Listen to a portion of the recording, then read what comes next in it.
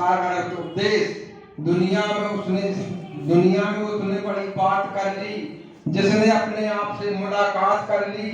खोजने तुझको चला, तेरा पता चलता नहीं, जब पता तेरा चला तब पता मेरा नहीं। खोजते खोजते खुद खो गया, जिसे खोजता था वही हो गया। आदरणीय सज्जनों, मैं परम पूज्य छत्री जी के स्वागत के लिए हमारे आदरणीय मनोज भैया से निवेदन करता हूँ पुष्पमाला के द्वारा, और आदरणीय परम पूज्य छत्री जी का स्वागत करें। और हमारे इस सर्वांग योग साधना केंद्र के व्यवस्थापक या संरक्षक हमारे बीच में डाल सिंह झारिया जी उपस्थित हैं, और मैं मनोज भैया से निवेदन करता हूं उनका भी पुष्पमाला के द्वारा स्वागत करें। वो बैठे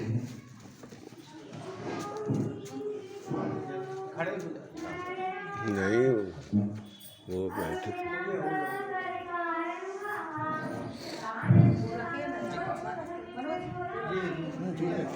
आदरणीय सज्जनों, अब मैं मंचासीन विभूति के रूप में परम सम्माननीय परम श्रद्धे आदरणीय छत्री जी से निवेदन करता हूँ कि आपकी पावन वेला में अपना सारगर उद्बोधन दे करके हम सबको अनुग्रहित करें और हम सबका मार्गदर्शन करें।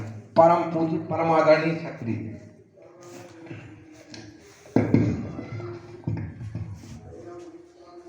सद्गुरु भगवान की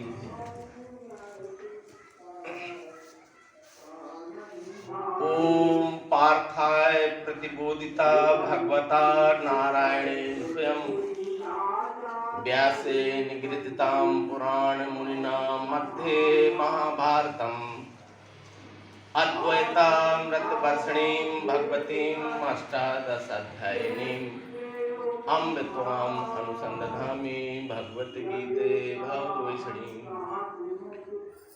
नारायण भगवान ने सौमुख से जो पार्थ से है कही, जिसको भारत में सुछंद रच के श्री व्यास जी ने कही। सतबोधामृत वर्षिणी भगवती अष्टादशाध्यायिनी, हो मेरा निजिष्ट मातु भगवत गीते भवद्वेषिणी, भगवत गीते भवद्वेषिणी। आदरणीय अध्यक्ष महोदय, परम पांडु जी, अग्रवाल जी, मैडम अग्रवाल जी, हमारे सभी वरिष्ठ विज्ञानी जन, नृपत जी, अध्यक्ष साहब बेरखेड़ी से आए, सभी आप सबका चरण अभिनंदन करता हूँ।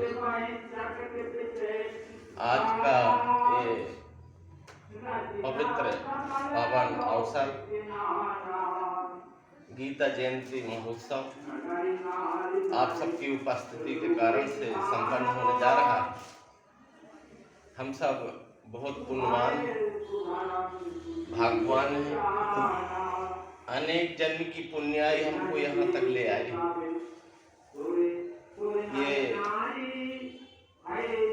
गीता जयंती के शुभ अवसर पर ये अध्यात्म विज्ञान सत्संग का आयोजन किया गया।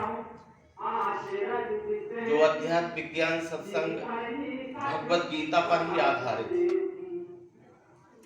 ये नवम बुद्ध अवतार नारायण भगवान श्री मायानंद जी का ऐश्वर्य काल चल रहा है, और भगवत गीता 10 मालिका के अष्टम अवतार भगवान श्री कृष्ण जी की श्री वाणी दिव्य वाणी, जो 10 मालिका में अष्टम अवतार भगवान श्री कृष्ण जी पूर्ण अवतार 16 काल। भागवत पुराण में भगवान श्री कृष्ण जी का महत्व लिखा है। एते चांस कला पुंसग्र संस्तु भगवान स्वयं इंद्रारी व्याकुलम लोकम मृडयंती युगे युगे। सभी अवतारों में भगवान श्री कृष्ण जी स्वयं पूर्ण अवतार हैं। पूर्ण अवतार होने का प्रमाण भगवत गीता है। और भगवत गीता में आए हुए दिव्य चक्षु के विचार जिस कारण से भगवत गीता का महत्व है।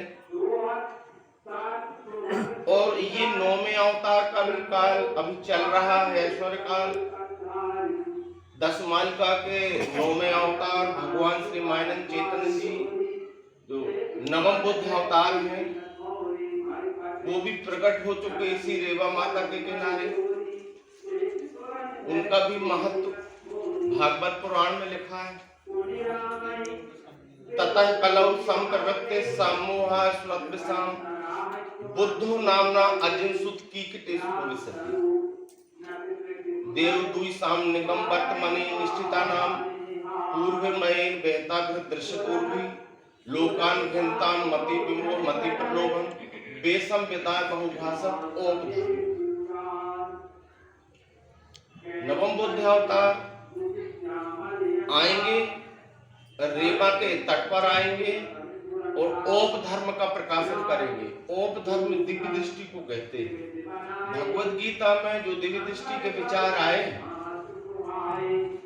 उन दिव्य दृष्टि के विचारों को क्रमबद्ध तरीके से सुसज्जित 9वें अवतार ने किया।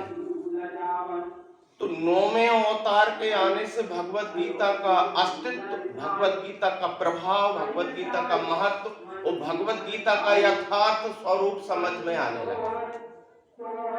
आज भगवत गीता का यथार्थ स्वरूप जानने का समय आ गया है, क्योंकि 9वें अवतार ने भगवत गीता का यथार्थ स्वरूप प्रकट कर दिया है। भगवत गीता पर अनेक भाष्यकार, टीकाकार, विद्वान हुए, परंतु 9वें अवतार भगवान श्री मायानंद चैतन्य जी ने जो भाषांतर किया है समश्लोकी गीता के रूप में, संस्कृत से हिंदी उसी अनुष्टुप और त्रिष्टुप छंद में जो रचना की है, ये एक अद्वितीय घटना है। तो भगवत गीता का यथार्थ स्वरूप जानने का समय आ गया है और भगवत गीता का महत्व और उसकी विशेषताएं भी हमें जानना बहुत जरूरी है। भगवत गीता के यथार्थ स्वरूप को 3 भागों में बांटा जा सकता है। पहला, भगवत गीता का मौलिक स्वरूप। दूसरा, भगवत गीता का यौगिक स्वरूप। तीसरा, भगवत गीता का तात्विक स्वरूप। इन 3 स्वरूपों में भगवत गीता को बांटा गया है। भगवत गीता का जो मौलिक स्वरूप है, उसमें तो धार्मिक विचारधाराओं का सुसंवाद है। अर्जुन और भगवान श्री कृष्ण, अर्जुन अपनी धार्मिक भावना भगवान श्री कृष्ण जी के सम्मुख प्रस्तुत करते हैं और भगवान श्री कृष्ण जी अपनी धार्मिक भावना अर्जुन से कहते हैं। इस प्रकार ये दोनों भावनाओं का एक सुसंवाद है। भगवत गीता के 18 अध्याय 700 श्लोकों के रूप में। दूसरा यह है कि भगवत गीता का जो यौगिक स्वरूप है, भगवत गीता में भगवान श्री कृष्ण जी ने जो दिव्य चक्षु योग की स्थापना की थी, जो भगवत गीता का मूल प्रतिपाद्य विषय है, वो जिस आत्मयोग का, दिव्य चक्षु योग का मूल लक्ष्य और उद्देश्य प्रत्यक्ष दिखने वाला विश्वरूप है। दिव्य दृष्टि के आविष्कार का उद्देश्य प्रत्यक्ष दिखने वाला ये विश्वरूप परमात्मा है, जो 2 भावों से विकसित है। ये विश्वरूप परमात्मा के 2 भाव क्षर अक्षर हैं, जिन्हें साकार निराकार, सगुण निर्गुण, व्यक्ति अव्यक्त, अपरा परा, प्रकृति पुरुष, ये अनेक पर्यायवाची शब्दों से, क्षेत्र क्षेत्रज्ञ आदि अनेक पर्यायवाची शब्दों से गाया है ऋषि छंदों ने इसे नाना प्रकार से। उन 2 भावों के माध्यम से ये विश्व ही विश्वरूप परमात्मा है और वो 2 भाव अखंड है, इसलिए तीसरा भाव पुरुषोत्तम भाव, और ये पुरुषोत्तम भाव से युक्त ये विश्वरूप परमात्मा है उस दिव्य चक्षु को योग युक्ति से प्रत्यक्ष यथार्थ लक्ष्य बोध कराया भगवान श्री कृष्ण ने। तो जो दूसरा स्वरूप है भगवत गीता का, जो यौगिक स्वरूप है, वो दिव्य चक्षु की योग युक्ति से प्रत्यक्ष दिखने वाले विश्व परमात्मा की त्रिपुटी योग से जान पहचान कराना, क्षर अक्षर पुरुषोत्तम के माध्यम से जान पहचान कराना। पर जो तीसरा जो तात्विक स्वरूप है भगवत गीता का, कि उस पुरुषोत्तम भाव से युक्त विष्णु परमात्मा की अपने स्वभाव गुण से एक तो होकर के, यानी पुरुषोत्तम भाव में आगुण होकर के अनन्य भाव से सेवा करना, जो भगवत गीता के 12वें अध्याय के अंतिम श्लोक में भगवान श्री कृष्ण जी ने जो बात कही है, एतु धर्मं मृतमदं यथोक्तम पर्युपासते श्रद्धा न मत परम भक्तास्ते प्रिया। विष्णु परमात्मा की अपने स्वभावों के द्वारा अनन्य भाव से सेवा करना, यही यथार्थ उपासना विष्णु परमात्मा की है। ये उसका तात्विक स्वरूप है। तात्विक स्वरूप से तात्पर्य यथार्थ उपासना से, ये यथार्थ की यथार्थ उपासना, यथार्थ यही है जो प्रत्यक्ष दिख रहा है, और यही विष्णु परमात्मा। तो इस तरह से भगवत गीता को 3 भावों में बांटा गया, उसका स्वरूप 3 भावों में है। अब भगवत गीता की जो विशेषताएं हैं, भगवत गीता का जो महत्व है, इन 3 भावों में ग्रथित है। भगवत गीता की विशेषता ये है कि भगवत गीता सतयुगी धर्म ग्रंथ है। अष्टमावतार की जो दिव्य वाणी स्फुरित हुई है, महामुनि व्यास जी के द्वारा जो संकलित की गई है भगवत गीता के रूप में, वो एक सतयुगी घटना है और सतयुगी दृष्टिकोण और मार्ग प्रशस्त करने के लिए। तो भगवत गीता का जो मूल इष्ट आराध्य परमात्मा है, प्रत्यक्ष दिखने वाला विष्णु, ये भगवत गीता की दूसरी विशेषता है कि भगवत गीता का परमात्मा विष्णु है, जो आज मानव समाज के लक्ष्य में नहीं। भगवत गीता का मार्मिक रहस्य अब प्रारंभ होने जा रहा है। हम सब पुण्यवान हैं, उस ऐश्वर्य काल में हम आए और आने के बाद भी हमने वो ज्ञान ग्रहण कर लिया है जो 9वें अवतार ने प्रकट किया है। तीसरी विशेषता भगवत गीता की यह है कि भगवत गीता का जो मूल प्रतिपाद्य विषय है वो दिव्य चक्षु योग, आत्मयोग। और चौथी विशेषता यह है कि भगवत गीता पुरुषोत्तम योग प्रधान। दिव्य चक्षु का जो लक्ष्य है, क्षराक्षर का अखंड स्वरूप पुरुषोत्तम भाव का लक्ष्य बताना, यानी ये विष्णु परमात्मा पुरुषोत्तम स्वरूप है। पुरुषोत्तम का तात्पर्य है क्षराक्षर, और क्षराक्षर का तात्पर्य दोनों अखंड लय रहते, दोनों अखंड रहते। इसका विश्लेषण करके समझाना, क्षर क्या है, अक्षर क्या है, वो दोनों का अखंड पुरुषोत्तम क्या है, और इन तीनों भावों से विष्णु क्या है, ये पूरा लक्ष्य बोध कराना, इस विष्णु की यथार्थ उपासना की। तो ये भगवत गीता की विशेषता है कि भगवत गीता पुरुषोत्तम योग प्रधान है। भगवत गीता की जो मुख्य विशेषता है, जो संसार के सभी धर्म ग्रंथों में श्रेष्ठ है, भगवत गीता दिव्य चक्षु के विचार एक साथ भगवत गीता में उपलब्ध है। दिव्य चक्षु के विचार भगवत गीता में एक साथ उपलब्ध है, जो किसी ग्रंथ में एक साथ उपलब्ध नहीं।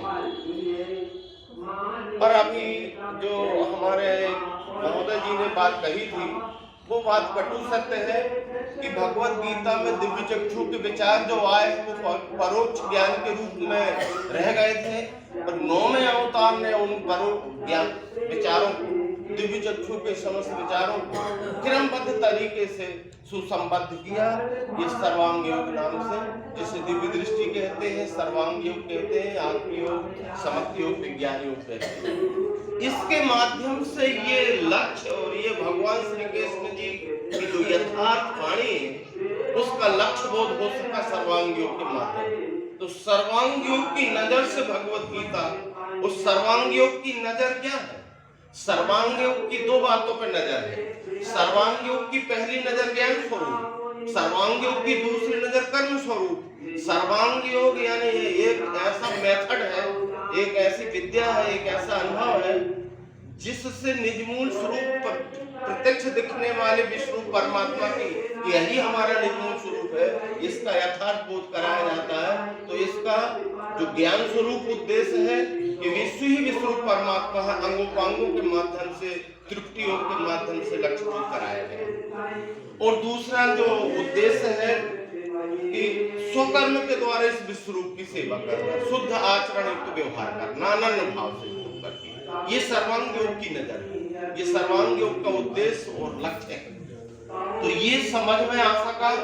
और इसके पहले अभी तक ये मानव समाज इस भाव से अनभिज्ञ है कि भगवत गीता का परमात्मा इष्ट आराध्य पूज्य देव ये विष्णु ही विष्णु परमात्मा है, इस बात से अभी मानव समाज अनभिज्ञ है। जिस दिन ये पता चल जाएगा समाज को कि विष्णु परमात्मा भगवत गीता का इष्ट आराध्य, उस दिन हमें भगवत गीता समझ में आने लगेगी। भगवत गीता श्रेष्ठ इसलिए है, उसकी अगली विशेषता यह है कि भगवत गीता में जो भगवत गीता का मौलिक स्वरूप है, जो दो धार्मिक भावनाओं का सुसंवाद है, उस कारण से दो मार्ग बताए गए। ईश्वरी प्रकृति द्वारा निर्मित दोनों मार्गों का इसमें तीसरे अध्याय और चौथे अध्याय में बहुत सूक्ष्मता से विवेचन किया गया। दो मार्ग हैं भगवत गीता में। भगवत गीता के सिद्धांत के अनुसार ईश्वरी प्रकृति के एक श्रुति मार्ग से नाम से जाना जाता है और एक वेद मार्ग के नाम से जाना जाता है। उस श्रुति मार्ग की धार्मिक भावना के पोषक अर्जुन है, वो वेद मार्ग की धार्मिक भावना के पोषक नारायण भगवान स्वयं। ये दो मार्ग हैं, दो मार्गों का विशद वर्णन है। दोनों मार्गों की उत्पत्ति ईश्वरी प्रकृति के द्वारा होती है। तो आज हम जिस उपासना पद्धति में कार्य कर रहे हैं, ये ईश्वरी प्रकृति द्वारा निर्मित है। ये उपासना भी ये रजोगुणात्मक और तमोगुणात्मक है। भगवत गीता के 14वें अध्याय में इसका बहुत खुलासा किया गया गुणत्रय विभाग में। विश्व परमात्मा का जो संचालन है वो विश्व परमात्मा की प्रकृति, विश्व परमात्मा का जो अक्षर का स्वभाव है, पराशक्ति, पराशक्ति यानी गुणसाम्य, गुणसाम्य यानी अष्टधा प्रकृति, और उसके जो तीन गुण हैं, तो तीन गुण में ही ये सारा संचालन होता है प्रकृति के। तीन गुण का नेतृत्व अखंड मंडलाकार चक्रवर्ती के रूप में चलता है। तो इसमें दो मार्ग प्रशस्त होते हैं। ऊर्ध्व गच्छन्ति सत्वस्था, मध्य तिष्ठन्ति राजसा, जगन गुण प्रतिष्ठा, अधो गच्छन्ति तामसा। ये 14वें अध्याय में जो बात कही गई कि ये सत्वगुण ऊर्ध्व यानी नीचे से ऊपर की ओर चक्र जो जाता है प्रकृति का, ये पूर्णतः सत्व गुणात्मक है। नीचे से ऊपर की ओर जाने वाला मार्ग है, आत्म उन्नति का मार्ग है। इसमें जीव को अपनी निज मूल स्वरूप की स्मृति होती है। इसी के लिए 9वें अवतार आए और उन्होंने दिव्य दृष्टि का आविष्कार किया और ये पिंड ब्रह्मांड के एकात्मता के रूप में प्राणी मात्र को ये निज मूल स्वरूप का कार्य विद्या का प्रचार प्रसार प्रारंभ कर दिया। तो ये निज मूल स्वरूप की जागृति, अब ये सतयुग आना है। सतयुग सत्व गुणात्मक है, सत्वगुण के मार्ग का है मार्ग ये। इसको अक्षर भाव का मार्ग कहते हैं। सत्वगुण के मार्ग को, सत्वगुण के संचालन को, प्रकृति के सत्वगुण के संचालन को अक्षर भाव का मार्ग कहते हैं। इसमें क्षर अक्षर संयुक्त स्वरूप है। क्षर अक्षर का संयुक्त स्वरूप पुरुषोत्तम भाव है और ये पुरुषोत्तम क्षर अक्षर का संयुक्त स्वरूप पुरुषोत्तम ये विष्णु परमात्मा। इस विष्णु परमात्मा की जागृति देकर इस विष्णु परमात्मा की यथार्थ उपासना होती है सतयुगी कार्य। इसकी जागृति देने के लिए भगवत गीता और 9वें अवतार और अष्टम अवतार का इतना बेशकीमती सिद्धांत जो आज हमारे लक्ष्य में आने लगा। अब उसी प्रकृति के उसी गुण साम्य के जो दो मध्य तिष्ठन्ति राजसा ये सत्वगुण, अब रजोगुण नीचे मध्य और तमोगुण नीचे की ओर।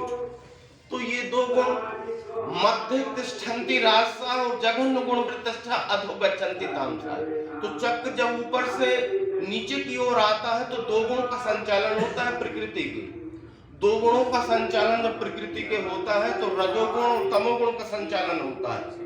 तो रजोगुण की विभूति पैदा होती है और सतयुग में ही रजोगुण की विभूति पैदा होगी, रजोगुण का संचालन होने लगता है, जिसके माध्यम से विश्वरूप परमात्मा की विस्मृति प्रारंभ होती जाती है। और वो जो विकल्प के रूप में जो रजोगुण की मानव देहधारी विभूति आकर के और जो ज्ञान संपादित करती विकल्प के रूप में, किसके विकल्प के रूप में? प्रत्यक्ष दिखने वाले विष्णु परमात्मा के विकल्प के रूप में जब वो उस तरह से, तो वो जो मार्ग है वो फलासा भाव पर आधारित मार्ग है। ये फलासा भाव का मार्ग, क्योंकि प्रकृति अपना स्वभाव रजोगुणात्मक करने लगती है। जैसे प्रकृति इस समय अपना स्वभाव सत्वगुण की ओर उन्मुख करने लगी, हम आप उसी के इतने हिस्सेदार बैठे हुए हैं। ये सत्वगुणात्मक ज्ञान को ग्रहण करने वाले लोग ये बैठे हुए हैं। ये प्रकृति अपना सत्वगुणात्मक स्वरूप उन्मुख करने लगी है। उसी समय सतयुग के अंत में ही प्रकृति अपना स्वभाव रजोगुणात्मक बनाती है, रजोगुण की विभूति पैदा करती है। और रजोगुण की विभूति और वो विश्वरूप धर्म से विकल्प के रूप में दूसरा क्या, देवी देवताओं की उपासना, ये विकल्प प्रारंभ होता है। तो ये फलासा भाव वाला मार्ग है और ये निष्काम भाव वाला मार्ग है। ये सत्वगुण का जो मार्ग है प्रकृति चक्र का, ये निष्काम भाव और अचल सुख शांति, स्थायी सुख शांति देने वाला मार्ग है। परंतु ये फलासा भाव वाला मार्ग है, ये अशांति का मार्ग है। इसमें जीव को कभी कोई भी सुख शांति मिलने वाली नहीं है, न कभी मिल सकती है, न मिली और न मिलेगी, कभी भी नहीं मिल सकती है, न मिलेगी न मिलेगी। तो वो रजोगुणात्मक वो तमोगुणात्मक पद्धति है जो प्रकृति अपना स्वभाव इस समय तमोगुणात्मक के रूप में अपना कार्य कर रही है मानवीय स्वभाव में। अब मानवीय स्वभाव की केवल गणना है प्रकृति की, बाकी की प्रकृति के 3 गुण से सारे संसार की रचना, 5 तत्व तो 3 गुण से सारे, और केवल मानवीय स्वभाव में ही अपन ये चर्चा कर रहे हैं कि विश्वरूप परमात्मा इस समय अपना स्वभाव तमोगुणात्मक स्वरूप में है। और वो अब तमोगुण में ही 9वें अवतार का प्रादुर्भाव हो गए और ये सतयुग का कार्य प्रारंभ हो चुका है कि अब प्रकृति तमोगुण से सत्वगुण की ओर आने वाली है। तो ये दो भावनाओं का वर्णन, दो मार्गों का वर्णन, और इसमें भगवत गीता के 3रे अध्याय में अर्जुन के 2 प्रश्न किए गए। अर्जुन ने 2 श्लोकों में जो बात रखी है वो बहुत मार्मिक है, और इन सारी बातों का भगवत गीता की सारी बातों का रहस्य उन बातों से स्पष्ट हो जाएगा भगवत गीता के 3रे अध्याय के 1 और 2 श्लोक। ज्यायसी चेत कर्मणस्ते मता बुद्धि जनार्दन तत्किं कर्मणि घोड़े माम नियोजसी के सब विमिश्रेण वाक्ये बुद्धि मोह्यसी विवेक एकम बद निश्चित एन श्रेयो अहम आप्नुया। तो ये अर्जुन क्या कह रहे हैं? कर्म से बुद्धि श्रेष्ठ मानते हो जनार्दन, तो मुझे क्यों झुकाते हो केशव घोर कर्म? संदेह युक्त शब्दों से मेरी बुद्धि भिमा रहे, एक निश्चय से बोलो जहां पर। ये अर्जुन ऐसा काय पर से कह रहे हैं? हाँ, ये रहस्य 1 अध्याय और 2 अध्याय से जुड़ा हुआ है। जब 1 अध्याय में अर्जुन ने अपनी धार्मिक भावना प्रस्तुत की कृष्ण जी के सन्मुख, तो 2 अध्याय में कृष्ण जी ने अपनी भावना अर्जुन के सन्मुख प्रस्तुत की और ज्ञान बुद्धि समझाई। तो अर्जुन को समझ में नहीं आया, अर्जुन को समझ में नहीं आया। उसका क्या कारण था? आज जो वर्तमान मानव समाज में भी आज यही बात हो रही है कि आज वर्तमान मानव समाज को भी ये बात समझ में क्यों नहीं आ रही है? अर्जुन अपनी भावना पर, अपनी धार्मिक भावना पर आरूढ़ थे, दृढ़ थे, और उसमें दृढ़ होने के बाद कृष्ण जी को सुन रहे थे। और भगवान श्री कृष्ण जी अपनी भावना पर दृढ़ थे और अपनी भावना पर दृढ़ होकर के अर्जुन को बता रहे थे। तो जब हम हमारे से श्रेष्ठ व्यक्ति को सुनते हैं तो वो क्या कह रहे हैं उनको हमें समझना और सुनना बहुत जरूरी होता है। थोड़ी देर के लिए हमें अपने माने हुए विचारों को रखना पड़ता है और बहुत मनमानी चित्त को एकाग्र करके समझना पड़ता है कि ये क्या कहना चाहते हैं, इनके कहने का उद्देश्य क्या है। ये बात अर्जुन को लक्ष्य में नहीं आई क्योंकि वो बहुत उत्साहित अवस्था में वो बात कर रहे थे। उन्होंने बात क्या की, पहले अध्याय में उन्होंने क्या कहा है। पहले अध्याय में अर्जुन कृष्ण जी से कहते हैं, निहत धात राष्ट्रान का प्रीत स्यात् जनार्दन। ये कौरवों को मारने से सुख क्या है जनार्दन, बद के आततान के लगेगा पापी। ये लोग आतताई हैं, ये लोग विचार नहीं कर रहे हैं। यद्यपि ये ते न पश्यन्ति लोभो भच्चेस्स कुल छय कृतं दोषम मित्र दोहे च पातकम्। ये लोग ये नहीं समझ रहे, ये लोग यानी कौरव के पक्ष के लोग जो वहां युद्ध करने के लिए उद्यत थे, तैयार थे, तो ये यद्यपि नहीं देखे लोभ के वश चित्त से कुल के नाश का और मित्र के द्रोह का क्या पाप होता है ये नहीं समझ रहे। अब यहाँ 40 नंबर से 45 नंबर के श्लोक तक अर्जुन ने जो अपनी मूल बात रखी, कुल छये प्रणश्यन्ति कुल धर्मा सनातना धर्मे नष्टे कुलम कृतस्नम अधर्मो अभवत् युद्ध। कि कुल के नाश से डूबे कुल धर्म सनातन, धर्म का नाश होने से गया कुल अधर्म में। अधर्मा भवात् प्रदुष्यन्ति कुलस्त्रिय स्त्रीषु दुष्टासु जायते वर्ण स्त्री से दुष्टासु भाषण जायते वर्ण। तो अधर्म स्थिर होने से होवे भ्रष्ट कुल स्त्रियां, तिनके दुष्ट कर्मों से होता है वर्ण संकर। ये अर्जुन अपनी धार्मिक भावना प्रस्तुत कर रहे हैं। संकरो नरकायव कुलघ्नानां कुलस्य पतंति पितरो, ये सब लुप्त पिंडों की क्रिया कि ये सब वर्ण संकर हो जाएंगे और ये वर्ण संकर से ये पिंड क्रिया जो होती है ये ग्रहण न करेंगे हमारे पुरखे। बताइए, अधर्म स्थिर होने से होवे भ्रष्ट कुल, तिनके दुष्ट कर्मों से होता है वर्ण संकर। उत्पत्ति से जावे कुलग्न कुल नर्क में गिरेंगे पुरखा, उनके जल पिंड क्रिया ये वो ग्रहण न करें। दोष ही रहते कुलग्न नाम वर्ण संकर कार के उत्सर्जनते जाति धर्म कुल धर्माच शाश्वता। उत्सन्न कुल धर्माणाम मनुष्याणाम जनार्दन नरके नीतम वासो भवतीत अनुसुसु अहोवत महम पापम कर्तुम व्यवस्था वयम यत राज्य सुख लोभेन हंतुम स्वजन मुद्दता। यहाँ 45 श्लोक तक जो विचार अर्जुन ने रखे कि दोषों से कुलग्नों के वर्ण संकर कारक मिटेंगे, जाति के धर्म कुल धर्म सनातन कुल धर्म मिटने वाले मनुष्यों को जनार्दन नरक की प्राप्ति होती है।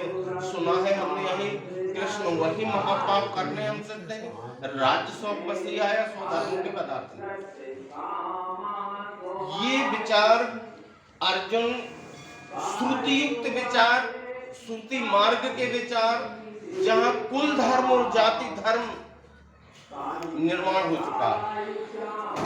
त्रेता युग में कुल धर्म और जाति धर्म निर्माण हो चुका है और ये द्वापर युग में, द्वापर युग के अंत का सब्जेक्ट है, अंत का विषय है। अर्जुन बहुत लंबे कालांतर से कुल धर्म और जाति धर्म छा चुका था। उस धर्म का परंपरा में प्रचलन में, समाज में प्रचलन में जोरों पर था, जोर से चल रहा था, यानी मुख्य रूप से माना जाता था। वो धार्मिक भावना अर्जुन ने अपनी उपस्थित की। ये अध्याय पहला अब इसके जवाब में जो भगवान श्री कृष्ण जी उत्तर देने वाले, तो आज ये मानव समाज के सम्मुख एक बात है कि भगवत गीता तो अभी प्रारंभ भी नहीं हुई और अर्जुन की विचारधारा का ही धर्म मानव समाज में प्रचलन में है।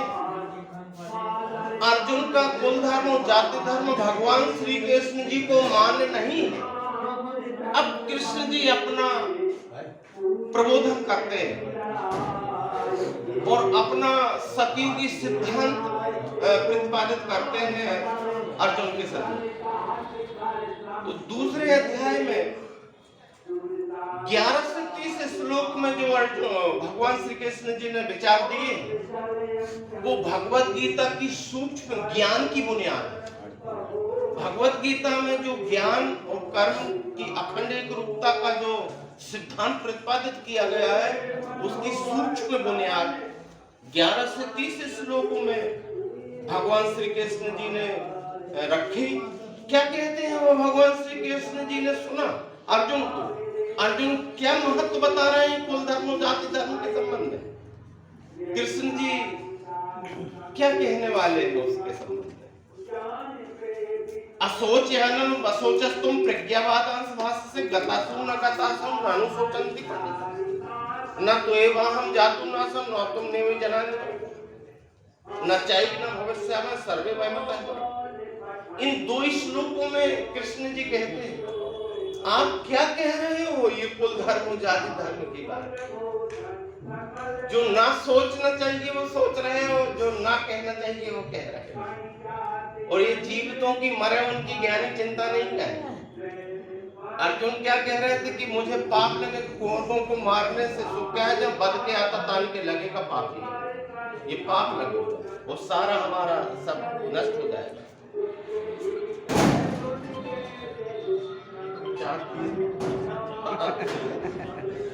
ठीक है ठीक है अभी कितना चला